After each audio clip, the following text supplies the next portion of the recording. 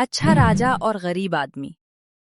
बहुत समय पहले एक राज्य में एक राजा रहता था। उसका नाम था राजा वीर। वो बहुत अच्छा और दयालु राजा था। लेकिन राजा एक बात से परेशान था। उसे समझ नहीं आता था कि गरीब लोग दुखी क्यों रहते हैं। एक दिन राजा ने अपने मंत्री से कहा, मंत्री जी, मैं जानना चाहता हूँ कि गरीब लोग कैसे रहते हैं। महाराज, अगर आपको सच जानना है तो आपको आम आदमी बनकर गांव में जाना होगा। ठीक है, मैं कल ही जाऊंगा। अगले दिन राजा साधारण कपड़े पहनकर गांव गया। वहां उसने एक गरीब आदमी को देखा जो लकड़ी काट रहा था। भाई, तुम रोज इतना काम करते हो, थकते नहीं? थकता हूँ लेकिन काम नहीं करूँगा तो परिवार भूखा रहेगा। अगर तुम्हें बहुत सारे पैसे मिल जाएं तो? फिर भी मैं काम करूँगा। बिना काम के आदमी खुश नहीं रहता। राजा ये सुनकर सोच में पड़ गया। राजा ने गरीब आदमी की परीक्षा लेने की सोची। राजा ने रास्ते में सोने के सिक्कों की थैली रख दी। गरीब आदमी उधर से गुजरा। उसने थैली देखी।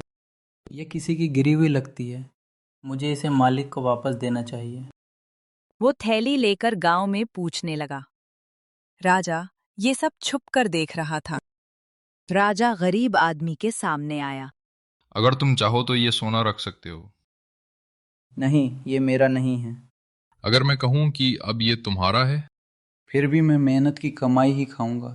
राजा बहुत खुश हुआ। राजा ने अपने असली रूप में आकर कहा, मैं इस राज्य का राजा हूँ और मैं तुम्हारी ईमानदारी से बहुत खुश हूँ। महाराज, मुझे माफ़ करें, मैं आपको पहचान नहीं पाया। आज से तुम गांव के मुखिया हो और मैं तुम्हारे परिवार की मदद करूंगा।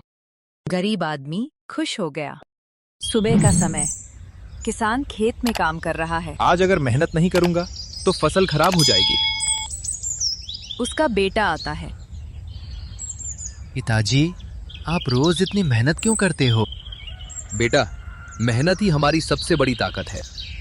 किसान और उसका परिवार खाना खा रहे हैं। इस बार बारिश कम है, फसल खराब हो सकती है। हम हिम्मत नहीं हारेंगे, कुछ नया तरीका अपनाएंगे। किसान खेत को देखता है और सोचता है, अगर मैं पानी बचाकर इस्तेमाल करूं तो फसल बच सकती है। वो छोटी छोटी नालियां, पाइप्स बनाता है। पड़ोसी हंसता है। ये सब करने से कुछ नहीं होगा। कोशिश करने वालों की कभी हार नहीं होती। किसान का खेत हरा भरा हो जाता है। बाकी खेत सूखे रहते हैं। ये कैसे हुआ? पानी बचाकर और सही तरीके से काम करने से। पड़ोसी किसान सीखता है। मुझे भी सिखाओ, मैं भी मेहनत करूंगा। जरूर, साथ मिलकर काम करेंगे। उसे दिन के बाद वो दोनों साथ में मिलकर काम करने लगे।